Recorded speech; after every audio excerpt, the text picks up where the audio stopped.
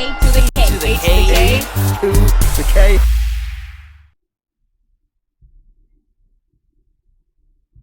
Hello one and all, welcome to the A to the K Wrestling Show. We're back for another edition of the Ringside Report, where we're bringing you all the news. You know, some very somber topics. So you all the news. I was like, anything else? Just, yeah, about everything. Yeah, sadly, and we will obviously address it, but we'll probably discuss that at the end as a sign of respect, so we can close out on that. But some very, very sad news today. Yes. So without further ado, let's kick things off by telling you what's coming up tonight on the Ringside Report.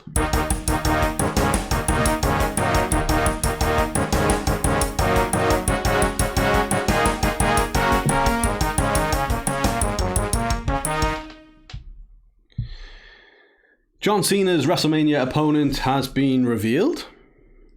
Is Bray Wyatt set to face Uncle Howdy at WrestleMania? Cody Rhodes is returning at the Royal Rumble. WWE have signed the son of a former ECW champion. Santino Marella has signed with Impact Wrestling, and it's fucking fantastic. It looks like the last rodeo is over for Mickie James, but not the end of her wrestling career. Hallelujah. MJF defends Anna Jay after a botch on Rampage. UK wrestling star Jinny has announced her retirement from professional wrestling. The WWE 2K23 is set to be revealed on Royal Rumble Day. Is Matt Hardy bringing Broken back? He's bringing Broken back. Vince McMahon up to more Vince McMahon things, including getting sued. Vince McMahon is Vince McMahon. Taking all control. All the control. And sadly, the Ring of Honor Tag Champion Jay Briscoe has passed away at the age of 38. Yes, very, very sad indeed. Anthony, when's all this coming up? It's all coming up right now. Yes, it is. So the first one to talk about, speculated heavily for quite some time now, is that we may see John Cena at WrestleMania Hollywood this coming April. And what's quite interesting, Anthony, is when Cena came back for his tag team match with Kevin Owens against Sami and Roman on SmackDown, there was meant to be a live event taking place in which Austin Theory was set to face Seth freaking Rollins. I see. However, Austin Theory was rerouted, as the Americans would say, from that appearance over to SmackDown backstage to film some kind of video with John Cena. Now, nobody knows for sure what it's for. It could be for the upcoming 2K23 game. Couldn't see it. I think that's it. So no one really knows what it's for, but many people are heavily speculating that it is basically hype for their upcoming match at WrestleMania. So could Austin Theory be John Cena's opponent? And if so, how do you feel about this? I mean, I'm loving this new Austin Theory gimmick, you know, where he's like this young up-and-comer who's got the world ahead of him, and he seems to hate all these legends, and he's set out to sort of put them in their place. Wait, has that been done before? Yes. I love the fact he's ripping off Randy Orton. I mean, look, a kid, of course. He's actually, it's a lot. I'm glad they did the briefcase. I'm glad he seems to be a lot more comfortable on the mic, and I'm enjoying what he's doing, and hopefully what he's doing with Cena, well, remain to be seen, but hopefully it'll be further in this whole push to him being a main event star, which I know you really want, Carl. Yes, he's got all, all the tools for it. He's still my least favourite Austin. Really? How many other Austins are there? We'll find someone, damn it. But yeah, I know I'm a big Theory fan, and I think it'd be awesome for him to work with Cena. I think that would be huge for his career, and potentially if he gets the win over Cena, then only propels him a little bit more, and if that's what Cena's going to come back to propel do. him all right.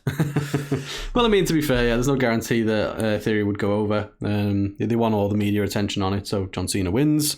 Would have a nice little ring to it, wouldn't it? Gonna get the old golden shovel out again. Oh yeah, but I mean, just for Theory to be working with Cena at Mania would be a hell of a push. So I want to see it happen, because who else is there for Cena to face?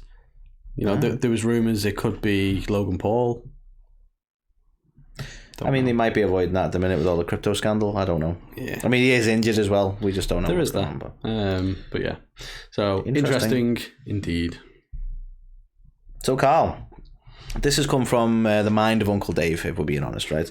However, there's some speculation here that Bray Wyatt has got some plans for WrestleMania that may include him going up against, well, himself maybe, because this is getting confusing because he did a promo recently where he said he was Uncle Howdy, but he clearly isn't the guy who's coming out. But again, is that guy who's coming out to the ring Uncle Howdy? Like, we said this, it's not the same mask. So I don't know what's going on there. But the interesting thing about Dave's comments, and I just want to talk about this, I think, because he's quoted it as a Bret Hart thing, saying you go in as a 10 and you come out as a 6, and that's what he said about the sort of the Bray Wyatt sort of the sort of the main event stars don't really want to go into a program with Wyatt at Mania because it won't benefit them because he's a fantastic storyteller, and you know there's an interesting thing going on here, but like it sort of has that effect.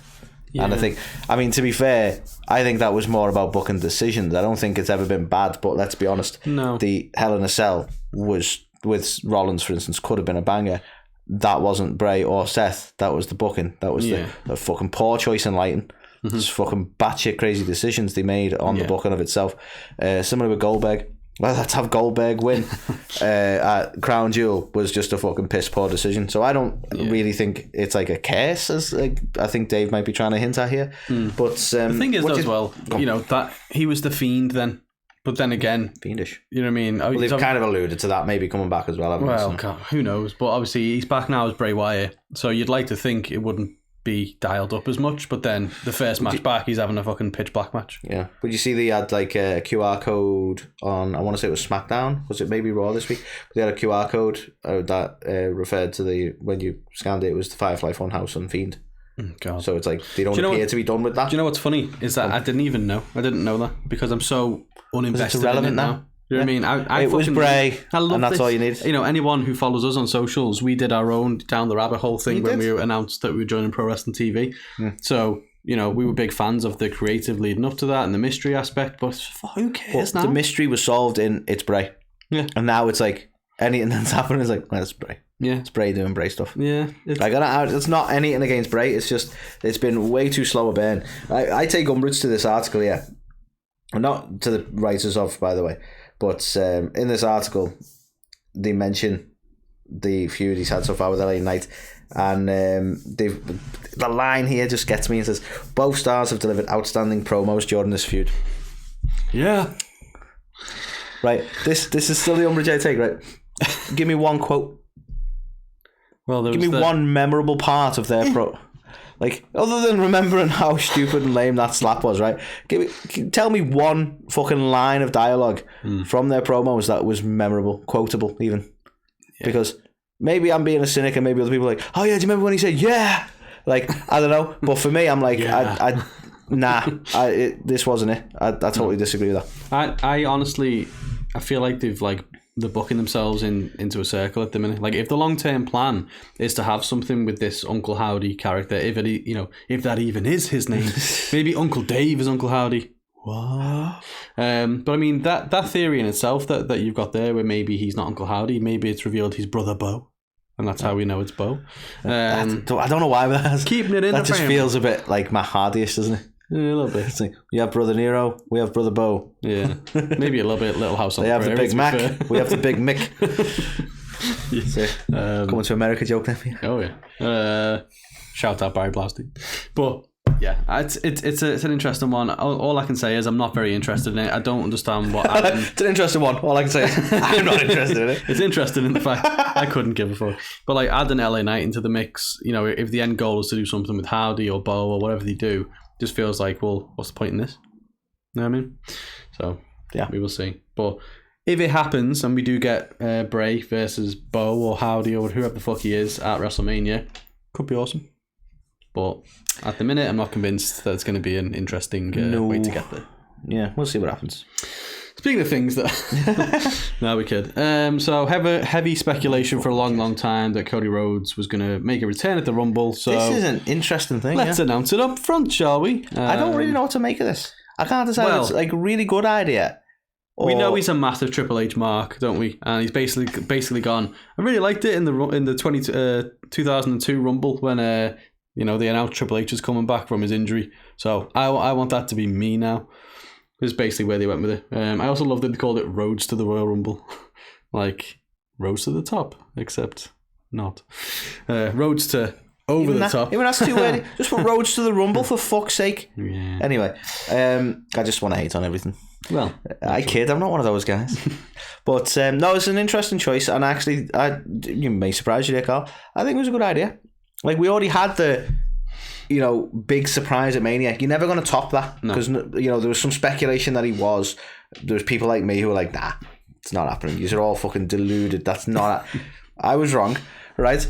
But that was a fucking massive pop and surprise, and you're not going to top that. So there's no point in having surprise, I'm back at the Rumble, even though I am contracted to work for WWE and I'm pretty close to the end of my injury recovery. So it seemed likely, but hey, surprise. I think actually better shout going, you know what? Get hyped. He is going to be there. Do you think they've done it because there's even bigger surprises?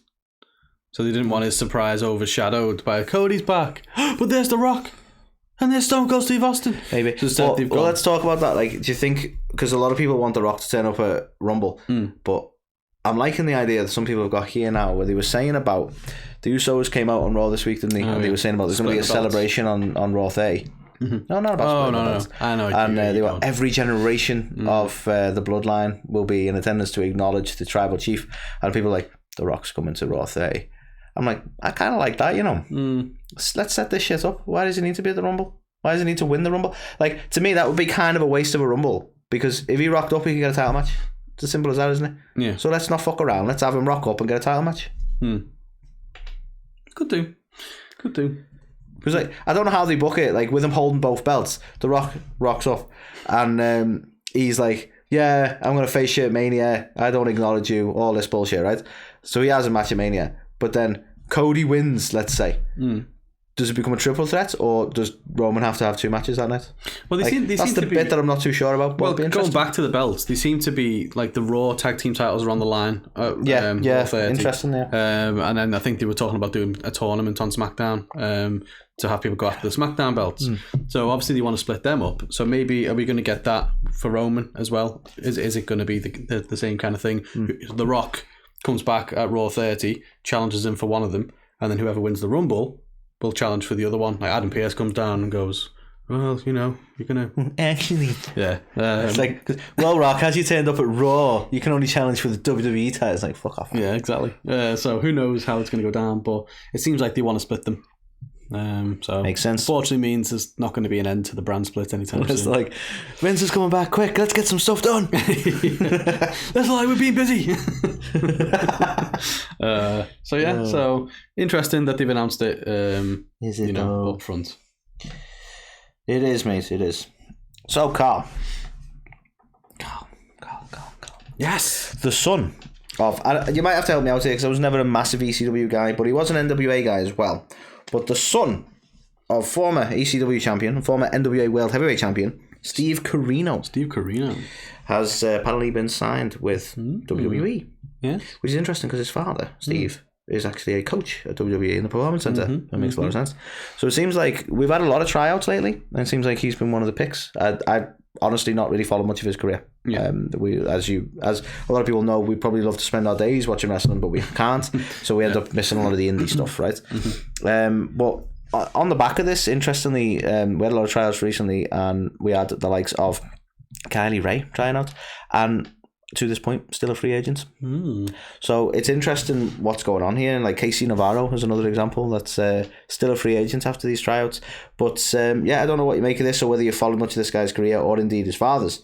But it seems like they are making some new signings, and maybe we get to see some new talent in NXT, which it sorely fucking needs. Indeed. I don't know what their signing strategy is at the minute, because obviously they've got the NIL program, haven't they? The next in line athletes or whatever, like ex-football players and stuff like that. Yeah. So they've had a round of signings, come from that. But it's interesting, but it seems to be in waves, doesn't it? Because you say, you get some signings from that where they're athletes, but not wrestlers necessarily. But then you get the likes of Colby, who is second generation and is a wrestler, yeah, and is like being sort of poached, if you will. Yeah, I mean, obviously it helps when your dad works for the place, I always find that helps. Obviously William Regal's son is there and stuff as well, so obviously... I mean, his dad didn't work for the place, in all fairness. Exactly, but...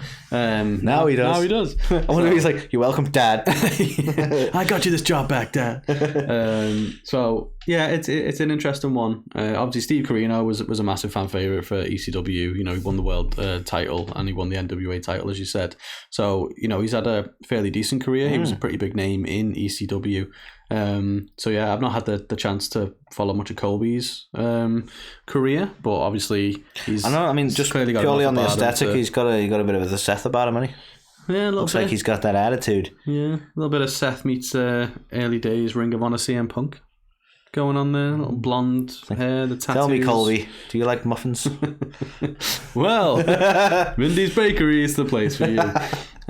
So yeah, interesting. But yeah, no idea what their signing policies are at the minute. I was quite surprised. Well, let's slightly digress, but I was quite surprised at the Kylie Ray thing. I think a lot of people were expecting her to be signed to WWE. Well, She's been super popular in Impact. The slightly strange situation with AEW, we've never been too sure why she left, and we probably never will be. But a lot of people were really big on it. For me, I think the gimmick is probably too similar to OG Bailey for them to have wanted to sign her, maybe. I don't know. But I mean, I understand why people are surprised she didn't. Yeah, because she was on Main Event, wasn't she? She had a decent tryout match. Yeah. Wasn't just like a tryout match in the PC, like it was TV. But, I mean, she clearly has a lot of respect in the industry. She knows what she's doing. So you gotta, again, it may have been because you go, well, she's still a free agent, not necessarily WWE went, no, she may have decided it wasn't for her, I don't know. But some interesting things going on there, man. Indeed. So let's see what happens with old Colby down the line. I was fucking made up at this one, right? I mean, obviously he could have said. Well, he did. To be fair, kind of. So obviously, anyone who watches us, we had the wonderful Anthony Corelli himself, Santino Marella, on the show, and he did say at some point in there that he's going to be making an appearance to one of the big companies soon. Fair. But at the time, we didn't know what that meant. But now we do. And I'm made up that he can be Santino Marella. So obviously, I was quite surprised to learn he owns the rights. Yeah, so the copyright expired, I think, about a year ago, and he took it because he's so synonymous with it. Yeah. Of course. So they still hold Santino though. This is true, but he came down to the ring as the director of authority in his little Santino voice and everything, and he was hilarious. Just typical stuff. I just love him. He's fantastic. He's always been a legend. He's so good. I know some people hate like the slightly more comedic, but you know what? He's a legit badass. He's not afraid to play the small comedy roles, and it looks like he's going to be a great thing for Impact. Have made a fucking wise choice here. They need people like this. They need legends like this.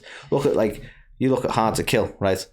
Absolute banger of a match for Mickie James, for instance, right? Because the crowd were fucking pumped, and that's no disrespect to the other matches, but like you get a legend like Mickie James walking out, you can feel the difference in the crowd. Oh yeah, and it's that kind of thing where you need that sort of little bit of star power. Well, people have been sleeping on Impact for a bit, haven't they? Saying they've lost a lot of stars and all that kind of stuff, and like low key, you know what I mean? They've got fucking no, not low key. They haven't signed low key. What? But no, like look at the example, right? And this is a little bit of disrespect when it's like we signed Bobby Fish, and everyone's like, okay.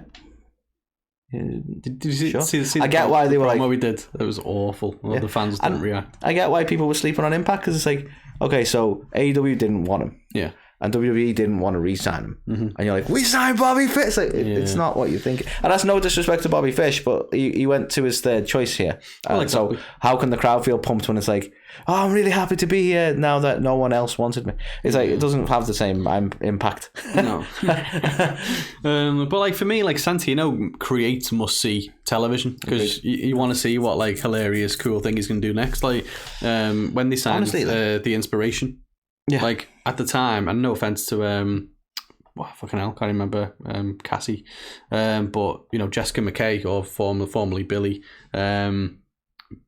was fucking brilliant. You know, in it towards the end of WWE, like she was so funny. She was awesome. She was, and again, no disrespect to Cassie, but she was, I think, the surprise breakout star because Vince saw a lot in Cassie as a solo star, which is why he split them up. That's exactly it. And Billy was the one who surprised everyone because she was fucking funny. She was brilliant. I've been finding myself watching on YouTube like old iconics, like behind the scenes like stuff where she's hilarious. Do you know what I mean? And do you know what? Together though, they like the banter between the two of them. They have a ton of fucking chemistry. They elevate each other. Yeah. So it's a real shame shame they broke them up, especially without giving them a really solid tag team run. But yeah, you know what? Like you say, the inspiration and impact, fucking brilliant idea. Well, exactly. Like, honestly, Mickie becoming the champion again. No disrespect to Jordan Grace, but Mickie becoming the champion again. I'm like, do a start watching Impact. Well, you know what I mean. It's hard because again, it's more to fit in, but at the same time, like they're starting to create something that you need to see.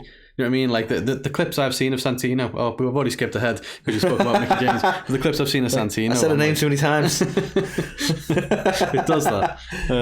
So yeah, he may as well. You've already spoiled it. But... Well, yeah, okay. So, I did actually. Yeah, my bad. So, as we all know, Mickie has been on what she dubbed the last rodeo, which I believe the way she explained it was that she's working her way back to the Impact Women's Championship. This would be her 5th time holding the belt, Carl. Her 5th time holding the belt. I get it enough from Mickie. And you do it. And if she was going to win every match along the way, and if she lost, she would retire. So we get to the point. She won every match along the way. She's going up against Jordan for the title. So this is a career versus title match, and she won the fucking match. Yes, she did. So she got the belt back. So the last rodeo is over, but clearly Mickie isn't done. Yes. So that's fucking hype. Which I think... Because this felt like a farewell tour almost, so I was a bit like, shit. Well, that's it. She was coming over here and stuff, fighting literal decades. Lizzie Evo. Yeah, fucking awesome. But literal decades in the biz. And then, yeah, like, I don't know, I was like, I know she can't wrestle forever. At some point she's going to hang up her boots. But, like, I mean, come on. Like, she's the champ. Yeah. Impact's got her for a while longer. She's an absolute fucking legend. This match was a fucking banger of a match. An absolute masterclass from the two of them. Oh, yeah. And you know what? I just loved what they did with the whole storyline because you didn't know who was going to win. Like, part of you was like, this is going to be Mickie James' last match. She's done. Do you know what I mean? And then obviously, Jordan's like the thing legit as fuck. Yeah, really. And that's it. Like, if she'd have beat her, it wouldn't have been like, oh, that's a fucking exactly. Like, that's unrealistic or a travesty in any way. Jordan's like been holding it down. So you go, well, you know, realistically, she could beat her. Yeah, a lot of people are now making the sweeping assumption that it's going to be Masha Slamovich is the one who does end the career. I suppose you'd want to build a star with that loss, I guess, but interesting choice. But yeah, I'm made up for her, and it's great that she's still sticking around. And who knows, Anthony, could we see the Knockouts champion in the Rumble again? Have they done this change because they couldn't have Jordan Grace in the Rumble, or she didn't want to be in the Rumble, or they thought you know what I mean, it wouldn't be as the star power? So, or is Mickie gonna head to AEW this time? Maybe. I mean, it's literally the last thing she needs to do to fucking complete wrestling. I think we mentioned it, like, they were talking about Nick Aldis being involved with WWE being restarted over here. And I was like, well, she's obviously, like, going to be involved. Like, just assumption, because they're married and they do everything together. Because I know when I make a career choice, my wife does the exact same thing. Oh, yeah. So naturally, everyone... Obviously. I kid, of course. So, you know, my natural assumption, because they're both in the wrestling business, obviously going to follow each other, which they've always done. Yeah. Except, like, I don't know why I'm actually got to a point in this show where I'm giving myself shit now. Yeah, pretty much. It's about damn time. But yeah, Mickie is the new champ and she's sticking around, which is great news.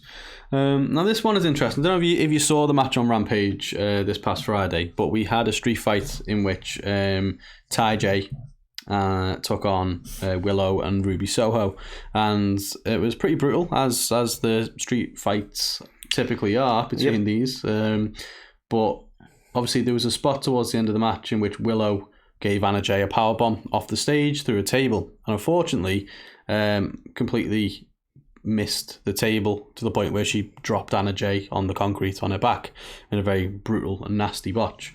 And Twitter, you'd be shocked by this, the friendly community of Twitter decided to potentially take umbrage with Anna Jay, like it was her fault, like she botched the move or something. Okay, before we go into this too much, right?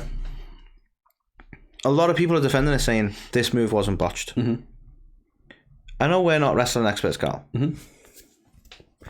But what do you make of this? Because a lot of people are referencing this as how they used to do this bump. Mm-hmm. And they showed videos of Bubba doing a similar spot where essentially he lands ass first and they land on the hips. So you're not impacting the head, you're both landing and then you're kind of dropping them down. Yeah. And everyone's going, it wasn't a botch, she wasn't meant to hit the table. And plus, people are acting like tables are fucking pillows. Like, oh, she'd have hit the table. She'd have been fine. It's still a table. Yeah, I mean, to be fair, so they should have set up a second table. for safety, right? Because even though tables ain't pillows, they're still going to cushion the fall, so you're not. Yeah, I'm sure. Like when the hospital are looking at it, I go, yeah, if only there'd have been a plank of wood and some steel there. Alt wrestling tees. Yeah, you just hit straight concrete. Why didn't you hit some wood instead? Tables ain't pillows. But really, they should have set up a second table, and then it would have been more foolproof. Yeah. Now, it's not the right way to do it. So the examples of Bubba, I think it was like Mae Young or whatever, where it was the Mae Young spot that was referring to. Firstly, it was, into the ring, into soft thing, not onto the actual, probably a ton of cardboard and shit there concrete. Yeah, Jericho. No, I mean, this is why I wanted to ask you, because like when they're making that point and you watch it back, you can kind of see that it does start at the hips. Like when she lands, she does land first before Anna Jay. Yeah. So you go, well, was that deliberate? But then, like you say, you'd have a second table, because the more tables you land on, the safer it is. Yeah, because tables are super soft. Well, exactly. But obviously, if there would have been a second table there, it would have cushioned it a little bit, because it was a gnarly bump. Like, she could have been really fucked up. I still like, it's still a bump, right? The safety you have to take. You have to make sure you don't hit your head on the concrete, right? And maybe a second table would have helped, but people are treating this like it's Fast and Furious. It's like, if only you had a car to land on, it's still gonna fucking hurt. Yeah, like, well, no, of course it is. But yeah, it wasn't a very pretty landing. I think it could have gone better, and it was clear that Anna Jay was winded and hit the concrete, which is never nice. But the concrete was still under the table. It was. So eventually she'd have been hitting the concrete. She would have, but not with quite the same force, right? But so a lot of people didn't seem to think Anna Jay took any criticism for this, and it was all Willow and stuff like that. But other people had noticed that on Twitter, Anna Jay was getting criticism, and who pops up? The White Knight, but MJF of all people. He went on to delete the tweet, but he tweeted, "What we do is real." God, I'm so old. I need my glasses. 1 second. What we do is real. What we do is real. Our lives can end in that ring in an instant. Anna Jay put her body on the line for your entertainment, and you have the balls to criticize her. That's why I don't rush to please the internet fans. I rush to please my wallet. I mean, maybe he deleted the tweet because the first part of his point kind of explains why people are upset with this, doesn't it? It's like, yes, it is real, and you do put your bodies on the line, so maybe don't take unnecessary risks. Yeah. Like, yeah, you're right, MJF. That's true. You do put your body on the line. You could really hurt yourself, so that's why you try and avoid the concrete. Yeah. But yeah, I don't think they deserve the hate. They tried something, it was a botch. This is the thing, like, people get really super thingy on botches, and like, people love to hate. And it'll be someone's fault. It'll probably be AEW's fault. Tony Khan's fault for not having enough tables. Can't even afford enough tables. Knock up Vince money, or whatever. Needs to ask his daddy for more pocket money. Botches happen. Yeah, I'll take you back, and it's totally unrelated, but I'll take you back to a shooting star press that never landed right. Well, exactly. Botches happen. Yeah, the thing is, it's typically AEW comes under a lot of fire for this. There are botches in WWE as well, and there've been serious botches, but for whatever reason, and there has been some high profile botches, like the Matt Hardy situation with the concussion. Thing is, I understand people getting concerned when there's negligence, and you go, like, the Matt Hardy situation is like, I understand the concern over they should have stopped it after the botch. Like, you couldn't have understood, like, the botch wasn't meant to happen, right? Freak accident. He missed the table, right? Having him continue afterwards, bad decision. So you go, there's some negligence there, right? And even on this level, you go, well, okay, there should have been a second table there. Or the table wasn't. But even that is a mistake, isn't it? Maybe that's what the plan was. We don't actually know. But bottom line is, there was a botch, and it's like, well, they didn't plan the botch, because otherwise it wouldn't be a fucking botch, would it? So. Well, exactly. But yeah, I don't know. AEW comes under a lot of fire, but I also think that women's wrestling comes under a lot of fire as well. How many people were like, I don't want to see this when they were bleeding? It's like, come on. Like, the amount of times, like, one of the most iconic the Stone Cold Steve, I now have to say it because Austin Theory is so popular. One of the most iconic Stone Cold Steve Austin moments was the Crimson Mask. So Not even that. One of the most iconic Becky Lynch moments was her bleeding. Yeah, do you know what I mean? Broken. That's actually what propelled her into stardom. It's like, I don't want to see blood on the women. It's this is too much. It's like, obviously, Ruby's blade job was pretty brutal. It was she's called Ruby. It was a hell of a Crimson Mask. But yeah, I don't know. It's really hard to please people. I feel like whatever they do, there's going to be criticism. But you know, things happen. I don't think Willow should feel any. Honestly, if they went, fucking fine, we'll just have a pillow fight, they'd be like, yeah, well, exactly. So you can't win. So yeah, but it's one of those things. More importantly, I hope Anna Jay is fine. I hope Willow's not beating herself up too much about it. I think Willow's been fantastic. Like, they're obviously trying to push Willow, and she's been fantastic. A ton of willpower. So yeah. So Carl, Jinny, who, for those of you who may not be familiar, was a star in NXT UK, most notably. Obviously a UK wrestler, been around the UK scene, but NXT UK propelled her a bit of stardom there. And we had all the situation going on with NXT UK for starters, but Jinny has been out of the ring for some time due to injury. And very sadly, she took to Instagram quite recently on just 4 days ago, didn't even give me a date. 4 days ago. The 14th. On the 4th, thanks. I ain't doing the math, what am I? She took to Instagram to basically announce her retirement, say, you know, thank you to the fan base. But yeah, sadly, I don't know, it's because of her injuries, don't want to pry too much, but it seems that she won't be returning to the squared circle. Yeah. Circled square. The circle gets the square. Anthony's having a moment here. But obviously, yeah, it's always, I don't know. Is it sad? You know what I mean? Is it sad when you hear someone retire? Obviously, she's made the decision for her own best interest. But kind of prefer it when people go out on their own terms like that. She's chose to retire. Hopefully it's not been a forced choice due to her injury. I don't know, and I wouldn't want to speculate. But yeah, sadly, Jinny has retired, so we're not going to see her in the ring anytime soon. I mean, she can say she wrestled for WWE, do you know what I mean, and stuff like that. Bucket list stuff, innit? Exactly. So obviously, wish her all the best in whatever she chooses to do. Alright, Adele. After wrestling. Not even going to rise, should I? Fuck off, then. No, I am not. So WWE 2K23 is set to be revealed very soon. We don't know this is the cover. Oh, that's just the image you chose. I just found it. It's got to be Cody. Like, Cody it's going to be Cody with two little Codys. He's sat there, his arm in a sling with his hand just in Photoshop, just making himself game covers. But what about this one? What about this one? He's photoshopped himself on all the previous game covers. There's one there where he's like that with the CM Punk hands. Wouldn't surprise me. But the plan was to reveal WWE 2K23 on Rumble Day. Ooh, happy Rumble Day, Carl. Obviously, exactly, which would have been really cool and built up a lot of buzz. However, it was later revealed that the event is taking place on Rumble Day, but the media, journalists, etc., it's all going to be embargoed until the following Tuesday. So we can go to the event, but we can't. We can go, yeah. We'll be there. Well, we're super well connected, I'm sure we will. So an event's taking place on Rumble Day where some people will see stuff, but us normies won't see it till the Tuesday. Hey, Norm. So, are you excited for this, though? Are you excited for 2K23? Yeah. I don't have a PlayStation anymore. Only got the Switch. So I've got the PS4. I'm not going to get a PS5 anytime soon because I'm an old man. I don't know if this is going to come out on PS4, but I haven't played one since like 2K17. Yeah.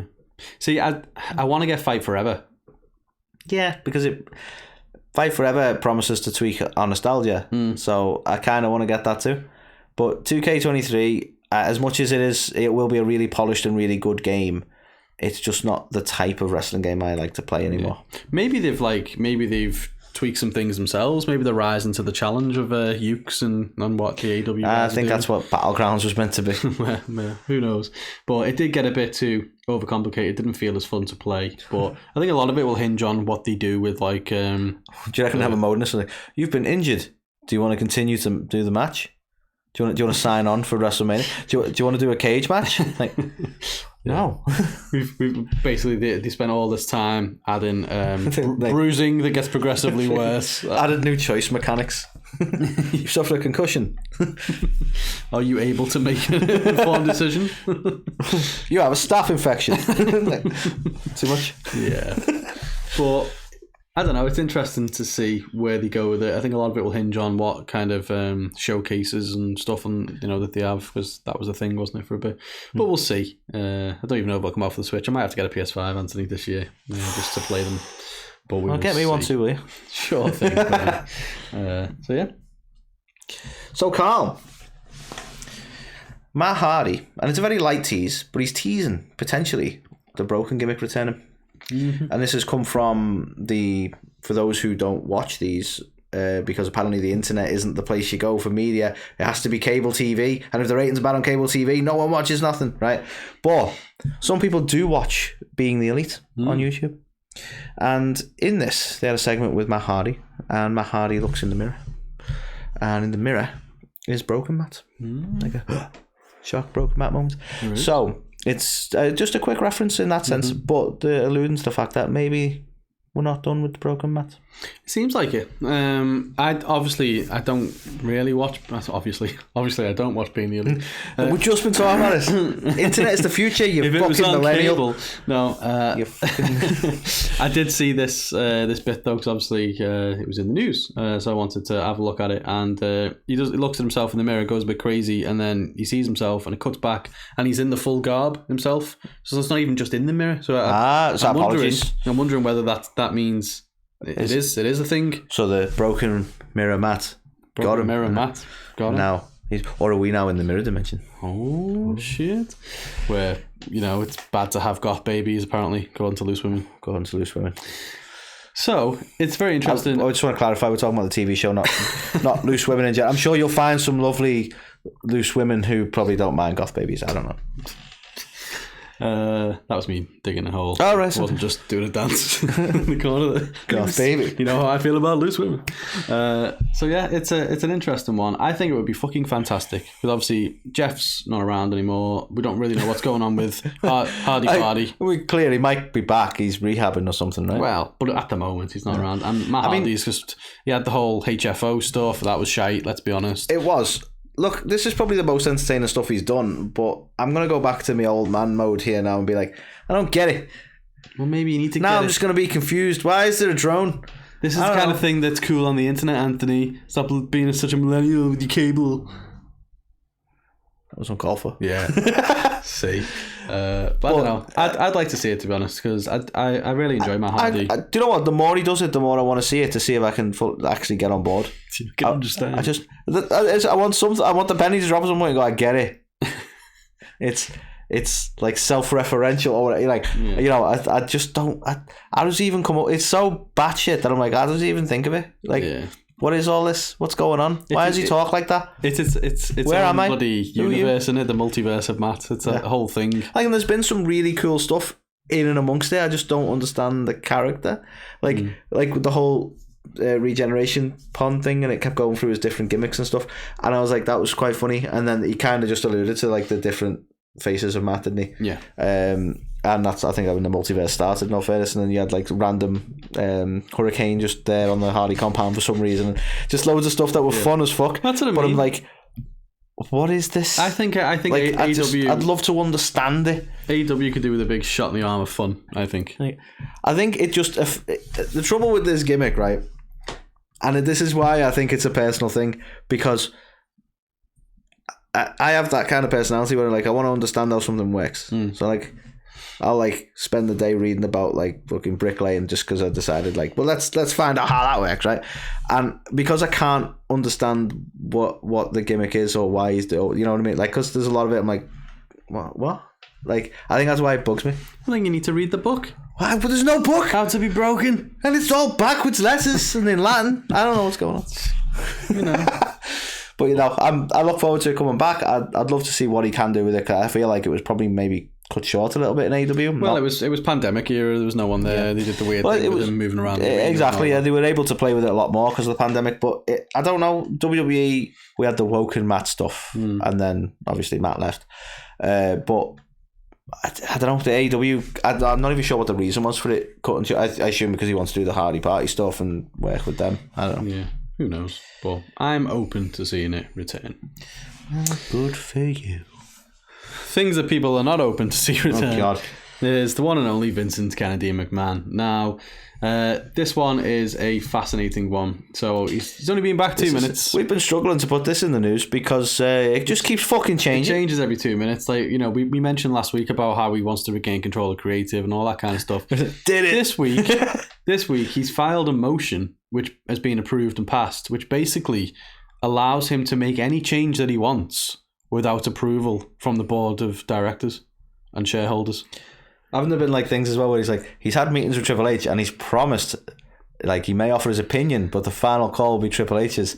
But he is going to offer some suggestions. Well, offer them strongly. Triple H has had a couple of meetings backstage now saying he's still firmly going to own creative, blah, blah, blah, blah, blah. But now Vince is bringing back people. He's rehired some of his ex-staff. So basically all Triple H says is, it's totally my choice. Yeah. Who knows? I mean, who knows? It's I don't think anyone's noticed anything massively different on the shows so far. Although you sent me something the other day that I think is where people probably got a bit... what's the word? I think the oversold how bad the Vince era was when everything kicked off and he retired. I firmly agree. You sent me it was a tweet possibly from someone where they pointed out all the storylines that were happening under Vince McMahon. Yeah, and you go, but people are going like, oh, it was all shit, but like a lot of that stuff was quality stuff, like the bloodline essentially and all that sort of stuff started under Vince. Yeah, it's continued, but it started under Vince. So it's like, would you, if he came back and started making decisions, would you notice that heavily? Because it wasn't all dog shit. I honestly, like, people fucking love Triple H and they think he's the fucking biggest breath of fresh air ever to happen to WWE. Is he, though? Like, other than bringing back a couple of talents, which arguably the majority have been flops. Yeah. What's he done different? This is the thing. Like, the things that were obvious, like, good calls that, all right, you could maybe debate whether they worked out or not, but, like, Karrion Kross never got a fair crack at the main event. Mm-hmm. The main title, main shows, right? Came out as a fucking gladiator or whatever, right? So, bringing him back as Karrion Kross with the whole TikTok gimmick that he's got and all that, and Scarlett, right? It's a TikTok gimmick, sorry. I don't know what else to call it. And Scarlett as his hype woman made sense. Now you may argue that it's not gone over as well as it should. He seems to be struggling to get over. Yeah. Generally, but this is the best way to get him over. We've long said Scarlett is the reason he's fucking popular. Let's be honest, she's really good at hyping him up. He's another example though. They've brought someone in. They put him with Drew for a little bit, and then it's just kind of like, you know what I mean? What's he doing at the minute? He just shows up every now and again. Is he in a feud with Ray? Oh, is he? Yeah, that dead memorable feud that's happening at the minute. Yeah. So decided to turn up and pick on the little guy. Exactly. But my point being, there was some obvious like really good choices from Triple H that were like, that's where you go, well, that was some, what were you thinking, Vince? But it wasn't all what were you thinking, Vince, and they weren't all fantastic choices from Triple H. No. So I don't think it's going to know if he took over tomorrow. Let's say he hasn't already, he takes over tomorrow and I'm back in charge of creative. It's not going to, you're not going to feel it like suddenly like it's just dog shit and there's loads of crazy shit that's what going I don't on. understand though. Like, a lot of the fan base think that it was an overnight thing. When Triple H took power, it suddenly became fucking, this is the best WWE's been in years. And it's like, based on what though? Other than bringing back a couple of people, it is by and large the same show. I think the trouble with the callbacks, and I'm not having a total go at Triple H's run, because Triple H, definite asset to the business. He knows what he's doing. He's fucking good.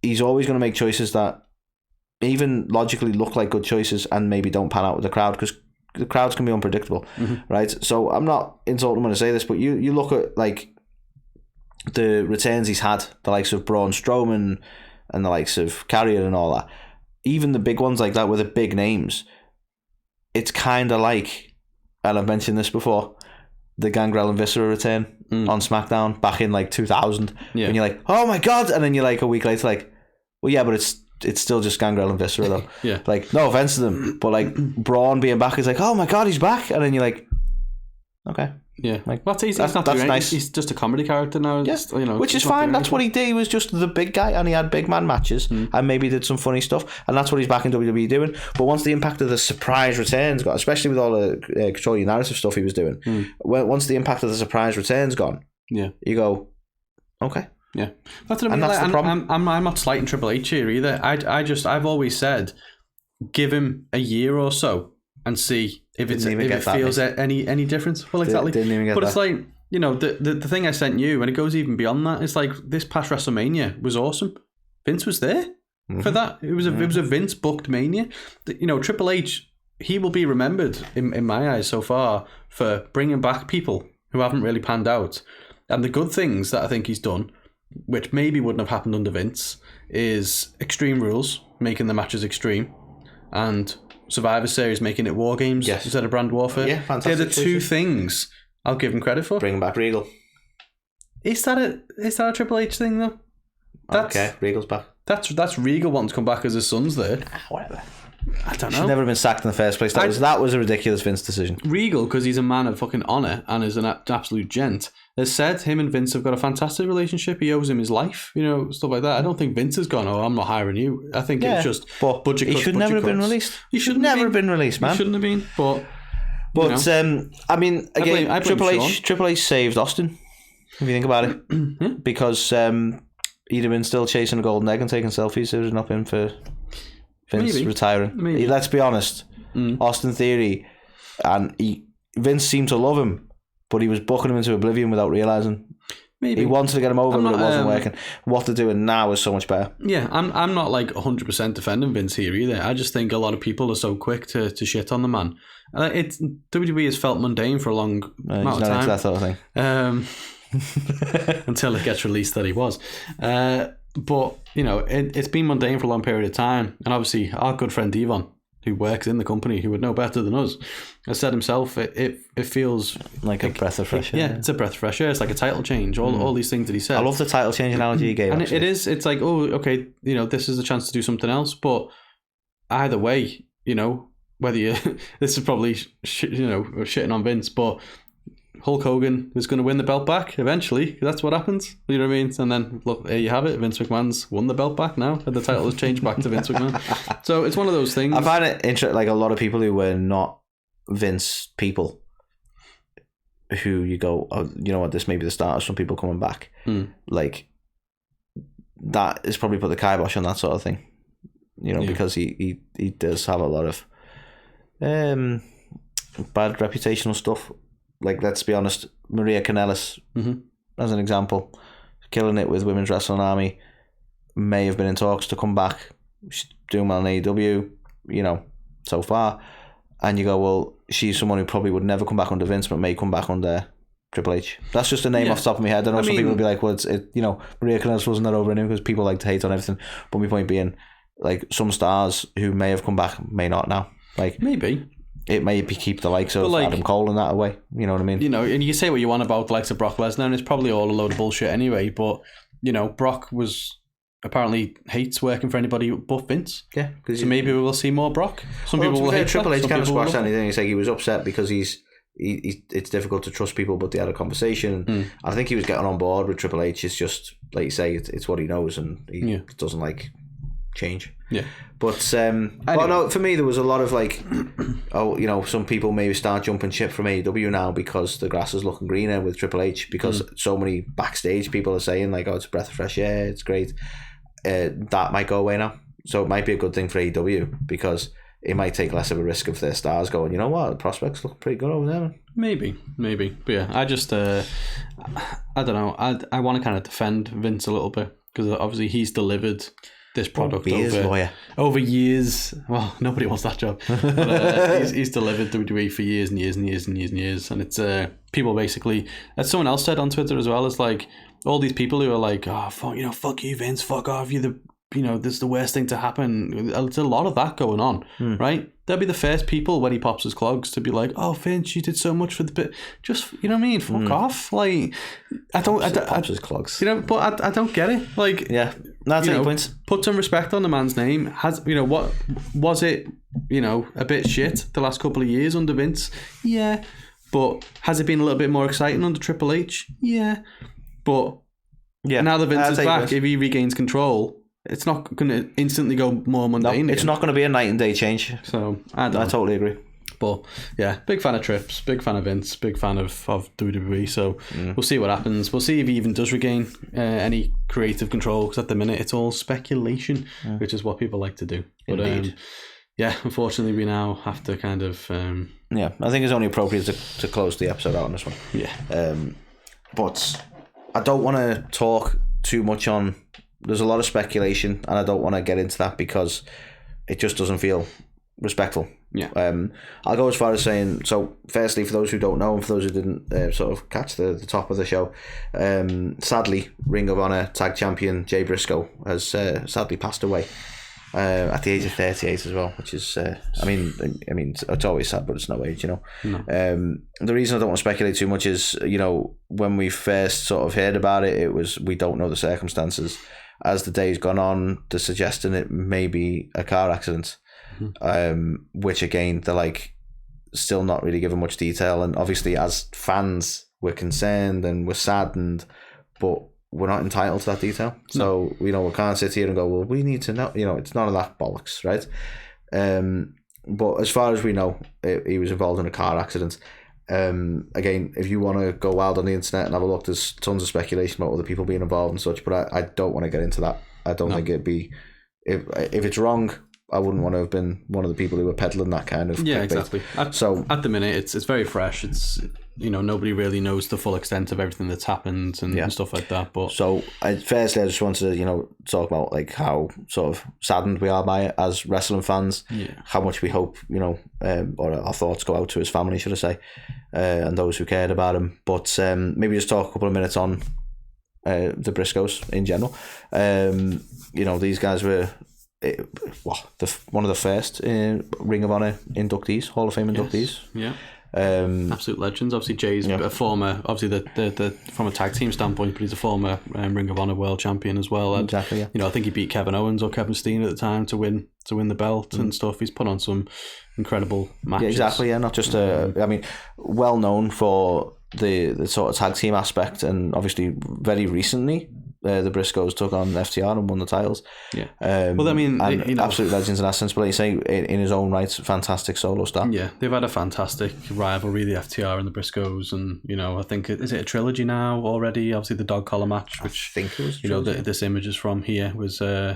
People have said it's one of the best matches, that they've seen and stuff like that. So absolutely. And you know what? I think it was so heartwarming, just the amount of stars from Tony Khan put out there, people in AEW, FTR themselves put up there, I think Dax put up there, but then the likes of Seth Rollins and all the WWE people who obviously have, where like Seth pointed out, he in his early years worked with Jay, so it's not even just like we knew him, he worked with the guy, he was a Ring of Honor guy. People remember Seth as like a WWE guy, but he started out in Ring of Honor, so just the amount of outpouring from fellow wrestlers has just been really heartwarming to see. I know a lot of people have said like he was the kind of the first face to greet them when they arrived in Ring of Honor, and was like helped them settle in and was really friendly, and everyone's been talking about what a family man he was, and loved his daughters and things like that. Would take them to cheerleading practice and would be there for them and stuff. So it's fucking awful. That's where it's like it's incredibly heartbreaking with stuff like that. Like so. I don't know. For me, I don't want to talk about on like, what's gone on. I'd rather just sort of pay our respects and talk about the man himself. And to be honest, I don't know how you feel about it, but it may be something that we revisit in the future. To talk about, their impact on the business as well. Yeah, definitely. But very, very sad news. Obviously, only 38 years old, as you said. It doesn't really matter what age, but it's just a whole life ahead of him, really. Especially in the wrestling business, a lot of people don't hit the peak until they're in the 40s. You know what I mean? So.